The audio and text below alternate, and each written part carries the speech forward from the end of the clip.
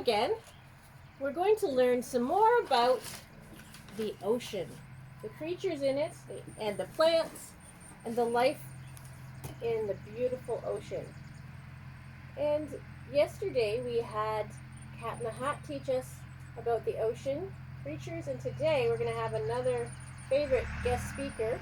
Miss Frizzle is going to take us on her school bus and teach us, along with her class, about the wonderful ocean and the creatures and plants that are in it. Are you ready for this adventure? Here we go. The Magic School Bus on the Ocean Floor. It is written by Johanna Cole and illustrated, with the beautiful pictures are painted by Bruce Deegan.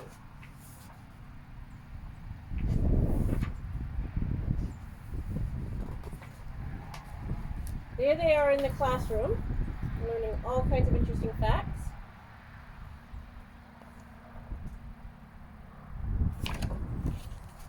It was the end of the day and it was hot in school.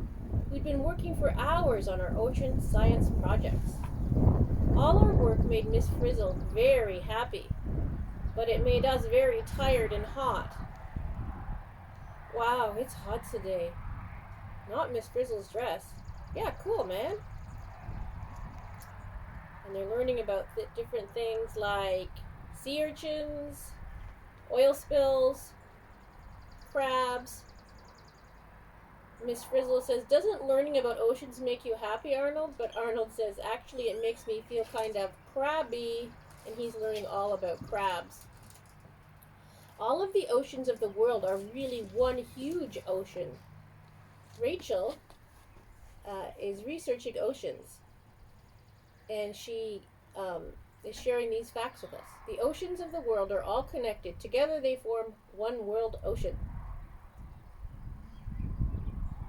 Earth is a watery planet. There is more water than land on the Earth.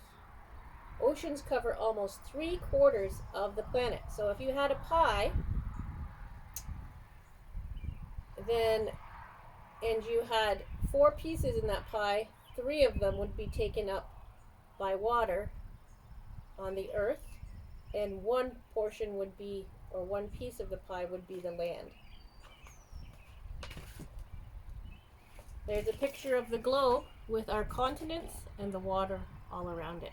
So you can see there's much more blue or much more water than the green land or the continents.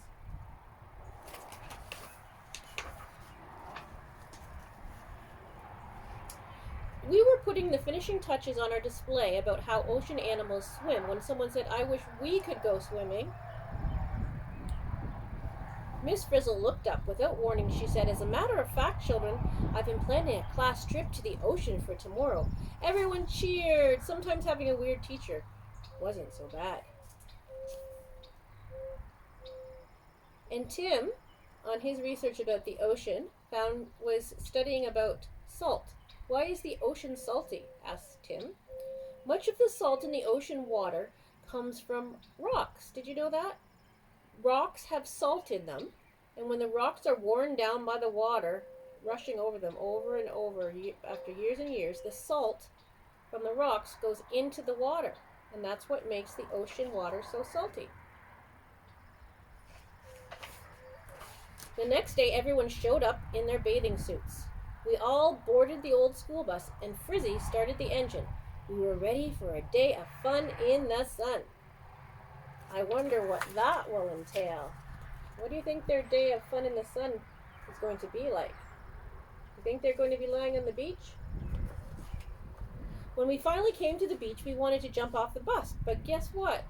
Miss Frizzle didn't stop. She kept right on going past the lifeguard station, across the sand, and down to the water's edge. "We are now in the intertidal zone," said Miss Frizzle. So we remember from Cat in the Hat that the ocean is made up of different zones. Well, Cat in the Hat had different names for those zones than Miss Frizzle does. But I'll tell you how we can compare them. So the first zone that the Cat in Hat talked about was the sunny zone. Well, Miss Frizzle calls that first zone the intertidal zone. So when she's talking about it, remember that's the sunny zone. This is the part of the shore that is covered with water at high tide. So when the tide comes in and then it's uncovered at low tide, that's the water at the top, or the sunny zone, and Miss Frizzle calls it the intertidal zone. Out of the windows, we saw the tide pools, puddles of water left on the shore when the tide goes out. We were hoping the Frizz would let us out, but no such luck. She kept driving full speed ahead. And in this intertidal zone on the shore, you can see animals like the sea star, or the starfish, mussels, seaweed, green crabs, sea urchins, those are the pokey ones, periwinkles, and barnacles. Those are the hard ones. If you step on them, they kind of hurt your feet. And they did not stop on the shore to sunbathe or to swim. There they are. The bus is going into the intertidal zone, or the sunny zone of the ocean. Do you think they'll stop there? Well, let's see. As the bus splashed through the waves, the lifeguard blew his whistle. Frizzle didn't stop, so he came rushing out to rescue us. Suddenly, a mysterious wave rose up. Miss Frizzle opened the door of the bus, and the lifeguard was swept inside. Outside the windows, we saw nothing but rushing water. We screamed and closed our eyes. What Makes Waves by Flory. Most of the waves we see are caused by wind. The stronger the wind, the bigger the waves. So the lifeguard hops on. He's whooshed in with a big wave, and he says, "Hi, I'm Lenny the lifeguard." And Miss Frizzle says, "Class, the best way to learn about the ocean is to see it up close." "Not this close," says Alfred. When we finally opened our eyes, everything was quiet. We were under the ocean. And there had been a few small changes. The bus had turned into a submarine. The bus and everyone was a submarine, and everyone was wearing a diving suit. We should have known we were on another one of Miss Frizzle's crazy class trips. "Don't worry, kids, I'll save your life. That's my job," said Lenny the lifeguard. Right away, Miss Frizzle started talking about the ocean. "We are now passing over the continental shelf," she said. "That's the area that stretches from the shore to where the water is 400 to 600 feet deep. So that's the second zone. So we had the sunny zone, or the intertidal zone, and now we're gone down to the second zone, which is the twilight zone, or the continental shelf." What is the continental shelf? All around the edge of the world's continents, the land slants down and is covered by the ocean. So when you're going out on the continental shelf, then if you go down further, it slants down, and that's the continental shelf.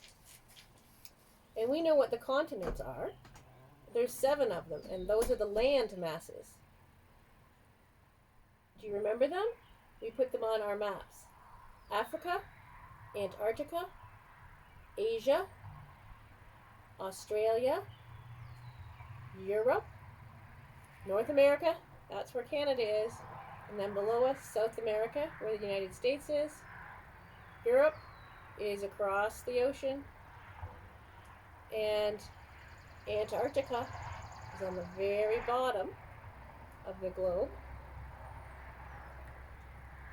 And which is the biggest of the continents? Do you remember that? I want you to find out if you don't. And the smallest. So we had the intertidal zone, or the sunny zone, the continental shelf, or the twilight zone, and that's where they are right now. Miss Frizzle decided this was a good moment for us to get out of the bus. Thank goodness we had air tanks. All around us were fish, fish, and more fish. So this is still high enough up that lots of fish can live there. Many kinds of fish swim in large groups called schools. Believe it or not, those groups of fish are called schools. I wonder if they learn as many interesting things as we do in our classroom. And one of the things that Miss Frizzle's class was learning was how can a fish breathe underwater? People have lungs that take oxygen from the air, and we know that. Oxygen in, carbon dioxide out for the trees and the leaves that are starting to open up around me here. Fish have gills that take in oxygen from the water. We take in oxygen from the air and get rid of the carbon dioxide. Fish take in oxygen from the water, keep the oxygen, and get rid of the water. Water flows into the fish's mouth, then the gills, and out through the slits in the fish's sides. Down below on the muddy bottom, lobsters were catching crabs. So there's the food chain. Starfish use their arms to pry open clamshells. Jellyfish floated past catching small fish with their stinging tentacles. The ocean was teeming with life. Most of the seafood that we eat comes from here on the continental shelf. Arnold says, I thought it came from the supermarket shelf. Did you? It has to come from the ocean before it can get to your supermarket shelf. And Gregory is studying about jellyfish, and he says, when is a fish not a fish? When it's a jellyfish.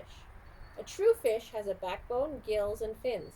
Some animals are called fish, but they are not really fish. Actually, they are invertebrates.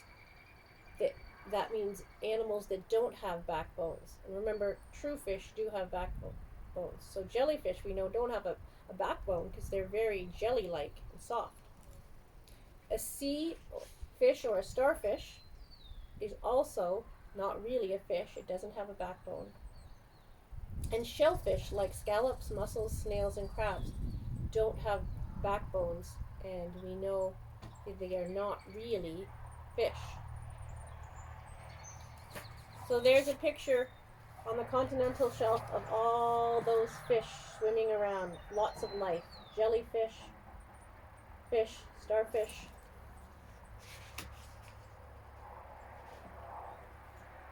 Lobsters, crabs, clams. Miss Frizzle said there was life in the water that we couldn't even see. So we can see all those fish on the last page, but she said there's even some life that we can't see without a microscope, and that's called plankton. Plankton is a mass of plants and animals that float near the surface of the ocean. Most plankton are very small. Lots of them can't even be seen without a microscope.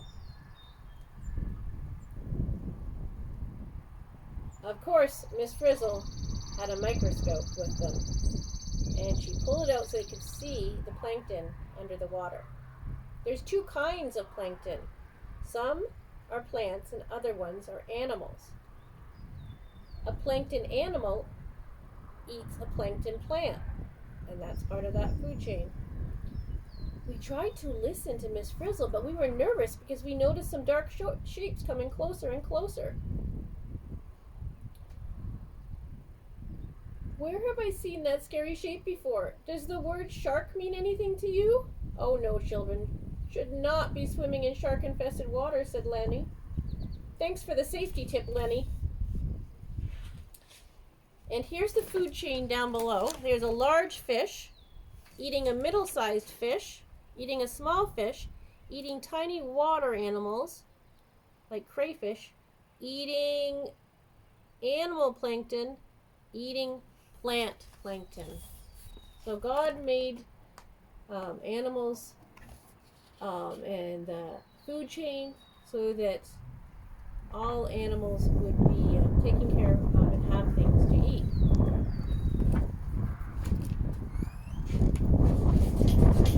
How the sun feeds ocean animals.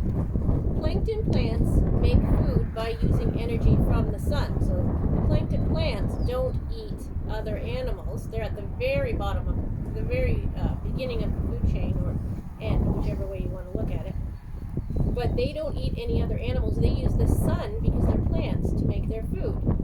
Like the leaves on the trees and the leaves on the flowers, the big green leaves get energy from the sun, and these plankton plants get energy to make food from the sun. Plankton animals eat the plankton plants, and larger animals eat the plankton animals. This is called a food chain. Without the sun shining on plankton plants, most ocean animals could not exist, because they're all dependent on something else in the food chain. And it starts with those plankton plants. So they get their energy from the sun. So in a way, all those animals are depending on the sun. Oh no, the shapes were tiger sharks. Miss Frizzle told us not to worry. She said most sharks will not eat people. The number of people killed by sharks every year is very, very small, said Miss Frizzle. We panicked anyways. Humans are not the main diet of tiger sharks, but they may attack if humans are nearby. Then an enormous whale shark slid by. Whale sharks never hurt people. They eat nothing but plankton, said Miss Frizzle.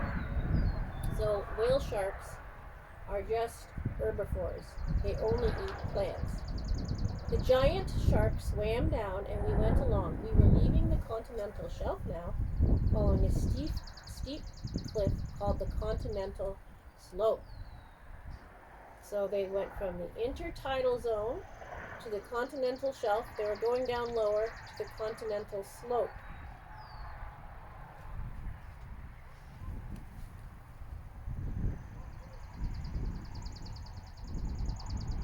And they're saying goodbye to the sharks in the continental shelf. There's the tiger shark and the whale shark. Here we go to the continental slope. After a while, the whale shark swam away, but the frizz kept going. The water was getting colder and pitch dark. The sunlight could not shine down so deep. Miss Frizzle switched on her flashlight. As we swam onto the bus, we noticed that it had changed again. This time it was a submersible, a vehicle made for exploring the deep ocean floor. The pressure down here would crush an ordinary submarine, so they were down so low that the pressure of everything above would crush a regular submarine. So now they were in a submarine called a submersible. She drove all the way to the bottom. There is not enough food here for large animals, Miss Frizzle told us. Most deep sea fish are tiny. The deep ocean floor was as empty as an underwater desert.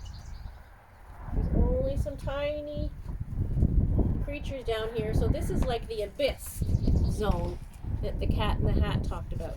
And there is the anglerfish and the lanternfish, and they both have lights on their heads and on their bodies that help them see down so low so they can find something to eat. And you can see they're not very big. The swallower and the hatchetfish.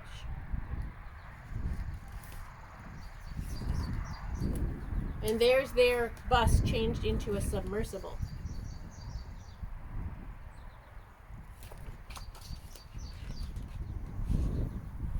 Why plants cannot grow on the deep ocean floor? Because plants, of course, need light to grow, to get energy. It's too dark for the plant life on the ocean floor. What do ocean floor animals eat? Some deep sea animals depend on bits of food that sink from the upper ocean. Others use their special lights to attract prey. Did you know that islands are actually mountaintops? Because there's valleys and mountains in the deep ocean. And islands are the mountains from the ocean that come all the way to the top of the water surface, and that makes an island. The deepest valleys are called trenches, and we know that that's the very bottom level or zone of the ocean, trenches. And that's the zone we're moving to now. Then up ahead we saw a spot that was full of life. So we came from the deep ocean floor where there wasn't much life except for small ones. And now we've gone down into the trench or the valleys. And we see bigger animals. And remember, that's because of the hot water that bubbles and the gas that bubbles out of those trenches or those valleys. We saw a spot that was full of life. It looked like an undersea garden with all kinds of strange animals in it. This is a hot water vent, class, said the Frizz. A vent is an opening in the ocean floor, or a crack. Flowing from the vent is super hot water mixed with hydrogen sulfide gas. Oh, there's a mosquito.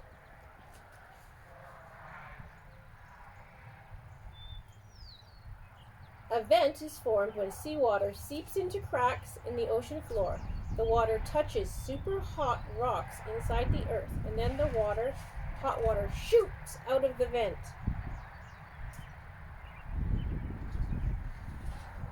Special bacteria make their own food using the heat energy and the hydrogen sulfide gas from this vent. This food supports much of the life at the vent.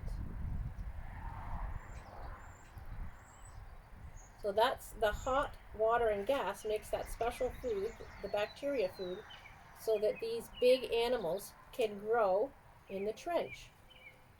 Miss Frizzle said there were other vents on the ocean floor. Unfortunately, we don't have time to visit them, she added. But then she pulled up a lever on the dashboard, and the bus zoomed towards the surface. But before we leave the trench, we're going to look at some animals that are found in the trench. And we see again those great big tube worms that look like the lipsticks here.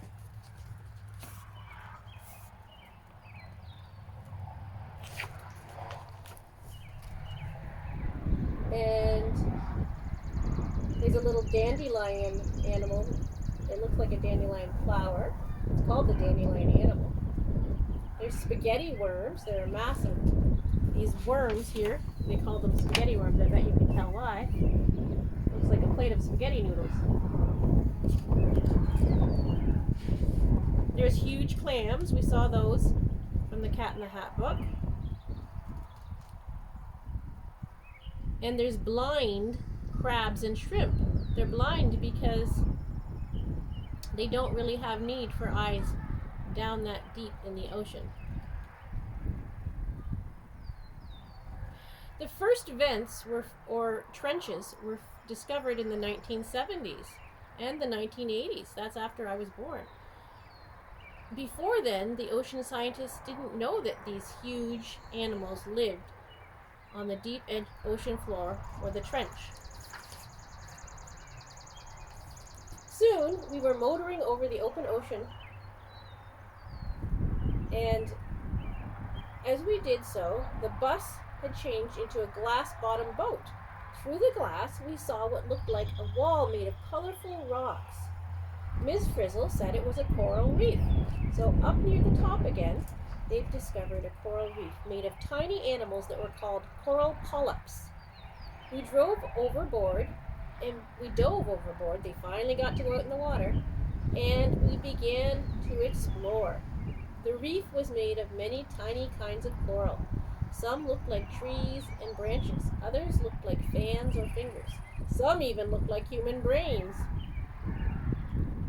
Each coral polyp grows a stony skeleton around itself. So the stony skeleton are the colorful, hard structures that you see in the coral reef. The reef is made of a layer of living coral animals attached to a wall of many millions of dead skeletons. So inside those hard, colorful skeletons are the polyps, the real living coral animals. Most corals feed at nighttime, so they're nocturnal. Tiny arms come out. Did you know that? Out of those coral reefs, tiny arms come out of the coral's stony skeleton. The arms catch plankton. That's that tiny animal and plant bacteria that we can't even see with our naked eye. And they pass it into the coral's mouth. I wonder why they're so colorful. Well, colorful one-celled plants called algae live inside the coral polyps. So inside those polyps, the living part, is algae. And algae is very colorful. And around the polyps is the hard skeleton. Without algae, all coral would be plain white. So that's a beautiful sea garden that God created for us to enjoy of coral. And it's called the coral reef.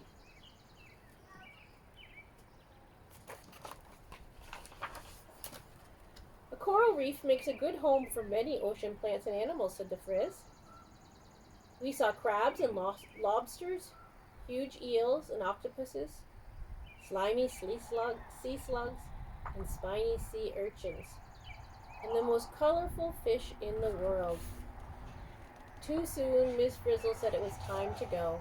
No one wanted to be left behind, so we all climbed aboard. Frizzle stepped on the gas, and the bus chugged away from the coral reef. And there's another picture of the beautiful coral reef.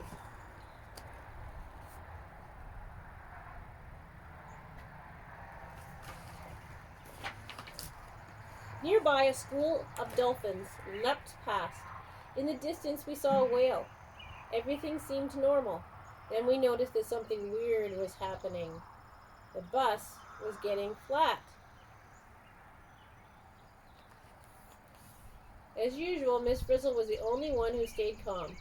She drove us to an ocean current, and we were swept along in the fast-moving water for thousands of miles. After a while, we saw our beach again. Parts of the ocean flow like rivers, and their bus was on one of those currents. These areas are called ocean currents. So they went for thousands of miles on the ocean current, and now they're back at the shore. There they are, going on their bus like they're surfing along the ocean current towards the shore.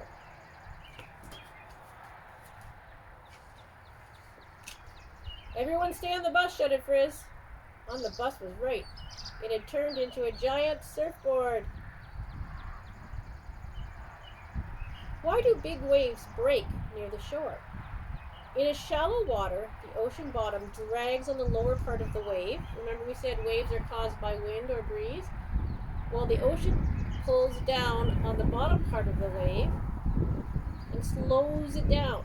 The upper part of the wave keeps going fast, so it falls over and it breaks.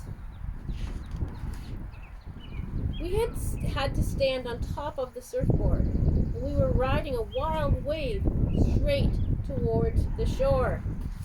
Hang 10, class. Does that look like fun?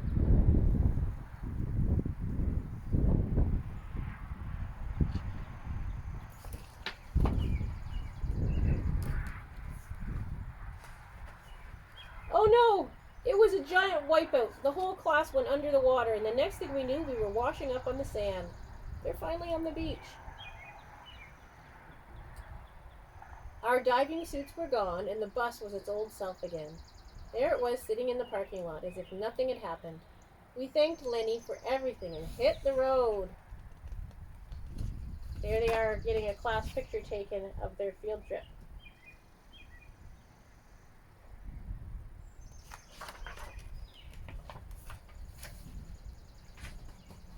Back in our classroom, we made a terrific chart of the ocean for the bulletin board. And there's their map of the ocean.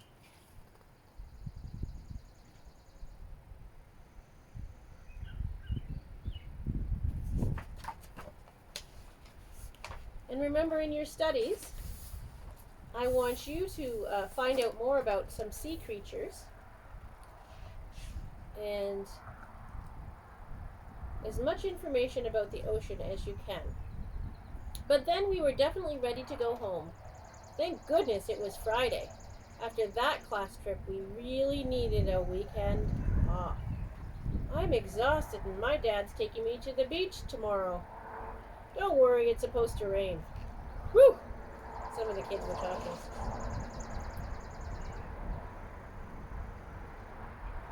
And when we're allowed to go to the library again, you can ask your librarian for lots of good books to learn more about the ocean.